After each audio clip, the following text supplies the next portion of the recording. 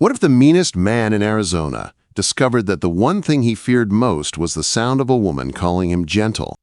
The crack of gunfire split the morning air as Quentyn Lawson's boot heel struck the dusty planks of Cottonwood Springs. His reputation always arrived a few steps ahead of him, rolling like thunder through town. Mothers pulled their children inside. Shopkeepers paused at their doors, unsure whether to bolt them shut. They called him the Wolf when he wasn't close enough to hear it. Face to face, they called him Mr. Lawson if they dared speak to him at all.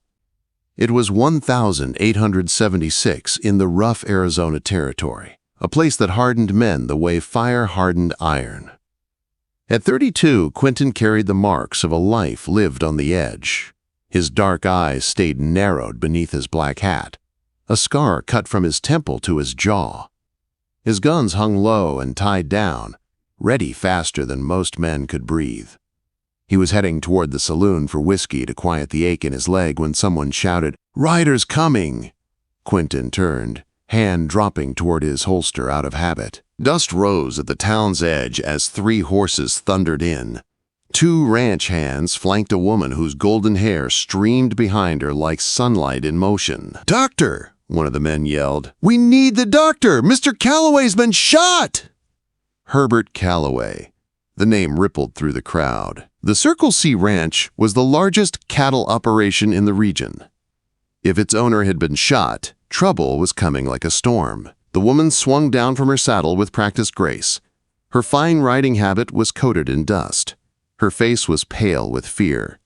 "Please," she said, "my father needs help. Now." Doc Simmons was gone for 3 days, the barber explained. A fever outbreak up north. She swallowed hard, her voice cracking. Then someone else. Anyone who knows how to treat a bullet wound. Silence spread like frost. No one volunteered. Quentyn felt her desperation hit something quiet inside him, something he thought had died a long time ago. Before he knew it, he stepped forward.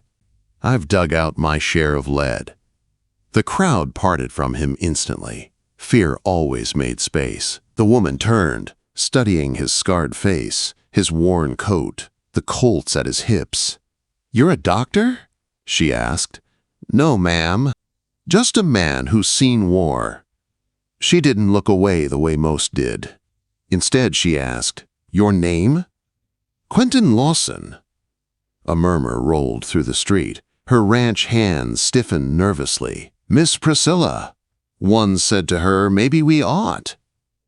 "We don't have time to be particular," she snapped. She faced Quentyn again. "I'm Priscilla Callaway. Can you ride?" He nodded once. "Then please, come with us."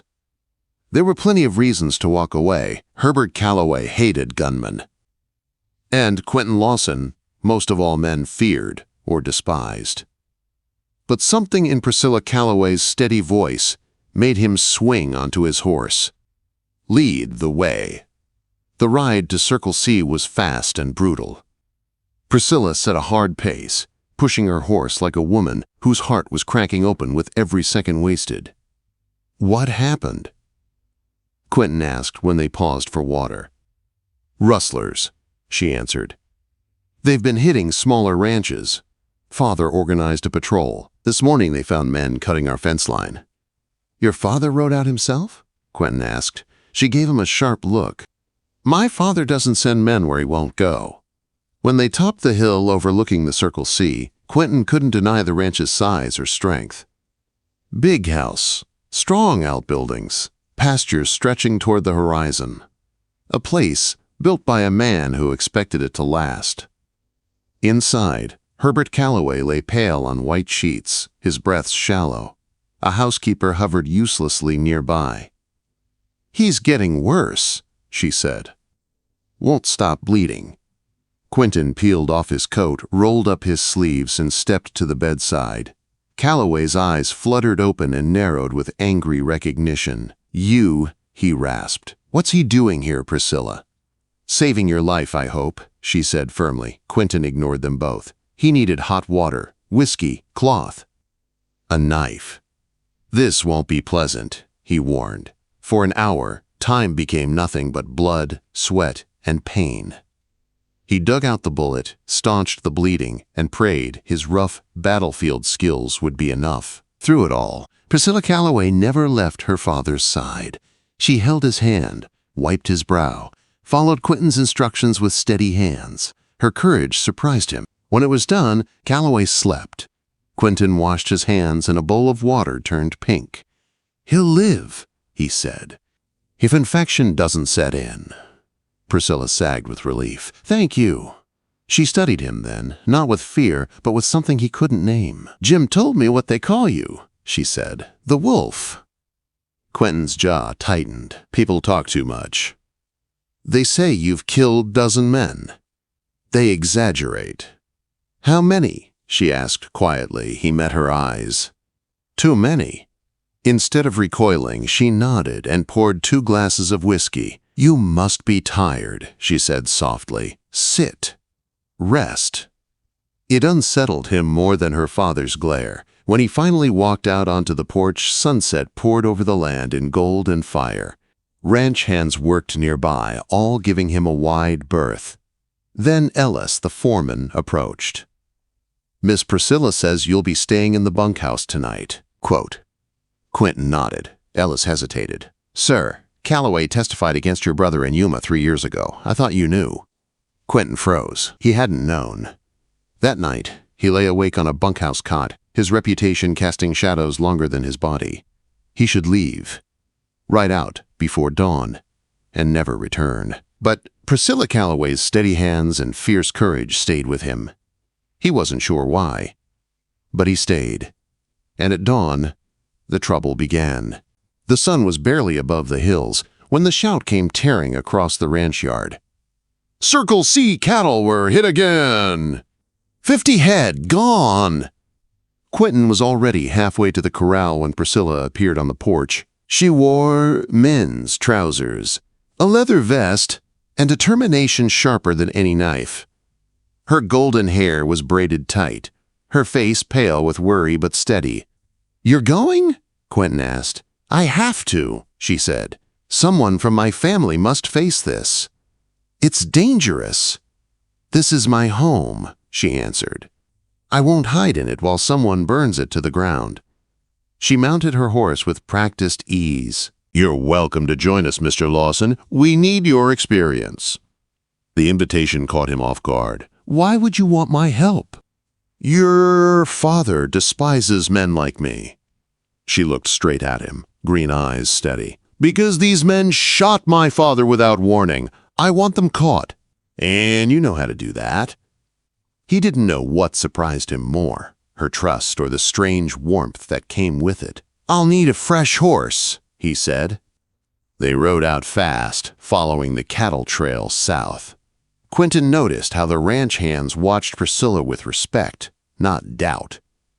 "Your men follow you," he said. "I've earned it," she replied. "Ranching is my life as much as theirs." She spoke of losing her brothers in the war, of growing up too fast, of a father who leaned on her strength. Quentyn listened more than he spoke. She had lived a hard life in her own way, but she carried it with grace instead of bitterness. By midday, they reached a canyon where the trail vanished.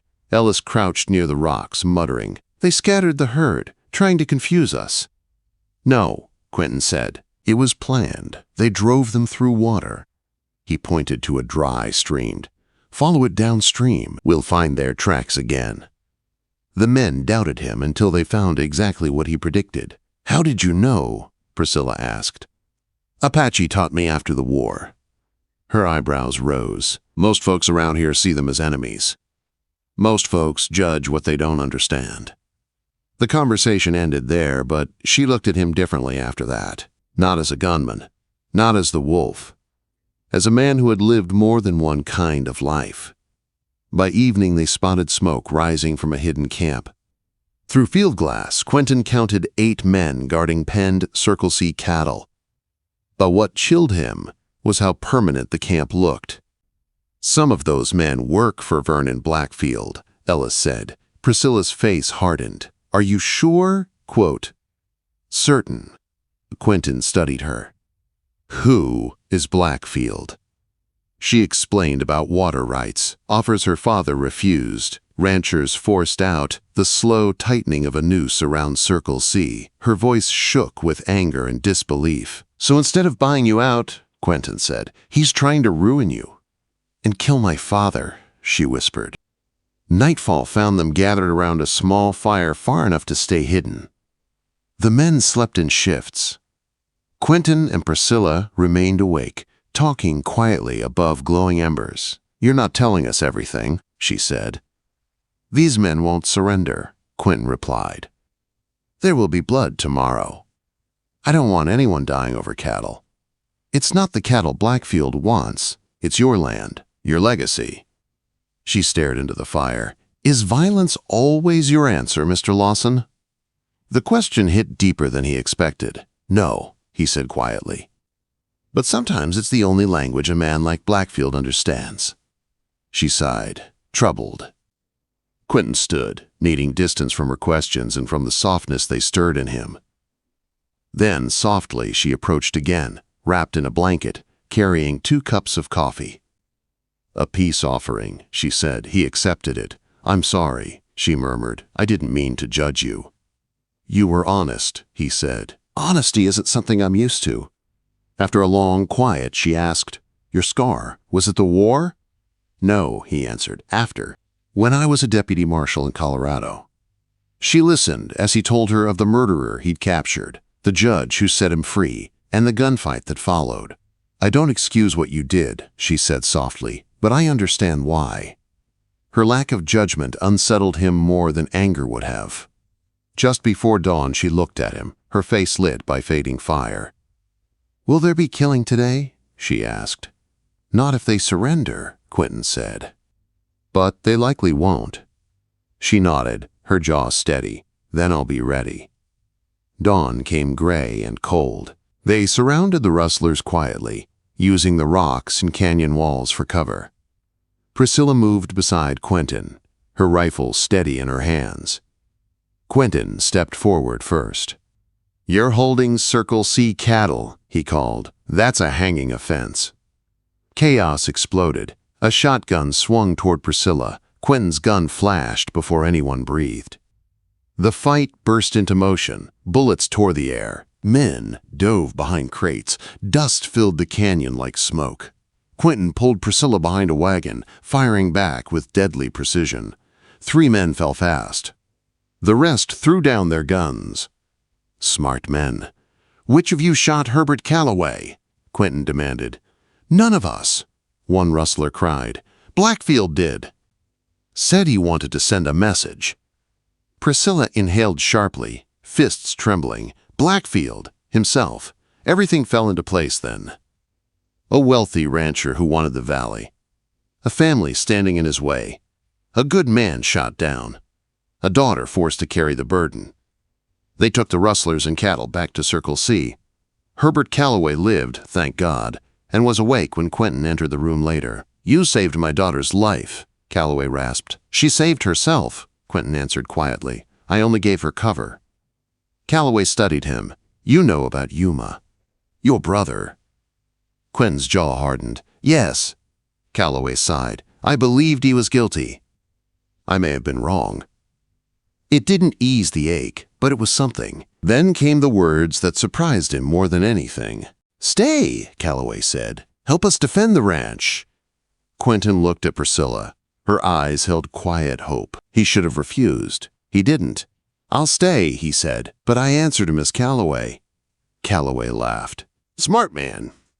In the days that followed, Quentyn fortified the ranch. Priscilla worked beside him, learning, planning, matching him stride for stride. Rumors spread. The territorial paper printed their evidence. Warrants were issued.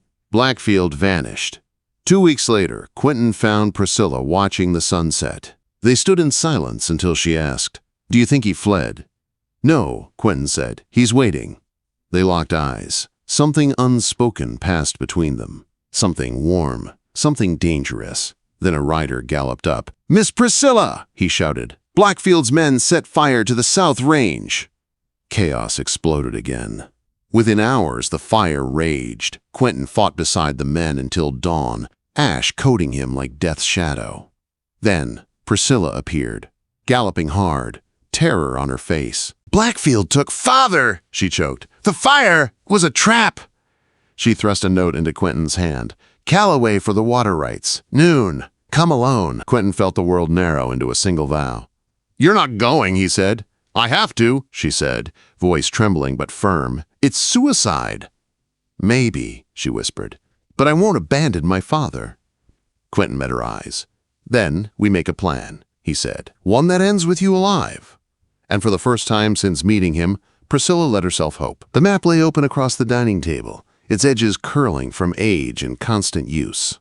Quentyn studied Apache Mesa with a cold, steady focus. It was 10 miles north, flat-topped and isolated, with only 2 real approaches. Blackfield had chosen it because he believed no one could reach him there. "He'll put men here," Quentyn said, tapping the narrow main trail, "and here on the north side. The east face is too steep. He won't expect anyone to climb it." Priscilla leaned over the map, her hair falling loose around her face. Her voice trembled only once. "The note says to come alone." "And you will?" Quentyn said. "Openly. You'll keep his attention on you." "And you?" she asked. "I'll take 3 men up the east face. We'll come in from behind." Ellis frowned. "It's a dangerous climb." "I've done worse," Quentyn said. Priscilla's eyes met his. "If I do this, I need to know something." "What?" "That you'll be there when I need you." Quentyn didn't hesitate. "I will." For a moment, they held each other's gaze, something steady and deep passing between them. Then Priscilla straightened her shoulders. "Tell me what to do." The hours until noon passed in tense preparation. Priscilla changed into a plain riding outfit, practical and steady, slipping a small derringer into her boot despite Quentyn's stern look. The 3 men Quentyn chose were the calmest hands on the ranch. They saddled up quietly, understanding the danger without needing it explained. Before leaving, Priscilla stood in her father's study staring at a portrait of her mother. When Quentyn entered, she turned toward him. "She would have handled this differently," she said softly. "You're handling it the only way you can," he replied. They stepped out onto the porch where the horses waited. Quentyn touched her arm, stopping her. "If today doesn't go the way we plan," he said carefully, "I want you to know these weeks with you have reminded me of things I'd forgotten." "Like what?" she whispered. "That some people are worth fighting for." Her breath caught. He leaned in and kissed her. It was brief, but full of the truth he could not speak. She touched her forehead to his. "Come back to me." "I will," he said. They parted at the base of Apache Mesa. Priscilla rode toward the main path alone. Quentyn and his 3 men circled wide toward the steep eastern side. The climb was brutal. Loose rocks slid under their boots. Cactus thorns tore at their hands. The sun beat down hard, turning the rock face into a furnace. Halfway up, Quentyn spotted a guard sitting beneath a scrub tree, eyes half closed, never expecting danger from below. Quentyn moved like a shadow, knocked him out with a swift blow, and tied him. When they reached the top, Quentyn crawled to the edge, scanning the mesa. Priscilla approached slowly, hands visible. Her father was tied to a boulder, bruised but alive. Blackfield stood near him, smiling like he'd already won. "You came alone," Blackfield said. "I brought the papers," Priscilla said, her voice calm. One of his men took the documents from her. Blackfield skimmed them, then laughed. "All in order. Good. Now neither of you will live to contest them." Priscilla didn't flinch. "I'm not surprised." Blackfield lifted his hand. His men raised their rifles. "Now it's my valley," he said proudly. Quentyn stepped out from behind a rock. "No," he said. "It isn't." Blackfield spun, his face twisting in shock. "Lawson." More ranch hands appeared one by one, guns leveled. "Drop your weapons," Quentyn ordered. Blackfield's men hesitated. One finally lowered his rifle. The others followed. All except Blackfield, who lunged forward and grabbed Priscilla, pressing a pistol to her temple. "Back off," he screamed. "Drop your gun!" Quentyn's aim didn't waver. "You can shoot her," he said, "but you won't get 10 steps before I end you." Blackfield snarled. You willing to bet her life on that? Priscilla's eyes met Quentyn's. He saw fear and trust. Her hand slid slowly toward her boot. Quentyn raised his voice. Let her go, Blackfield. Blackfield shouted back, There's no justice here. Priscilla's small derringer fired. The shot hit Blackfield's thigh. He jerked, releasing her. Quentyn fired in the same breath. His bullet struck Blackfield square in the chest. The outlaw stumbled, gasped, and fell, his stolen papers scattering across the ground.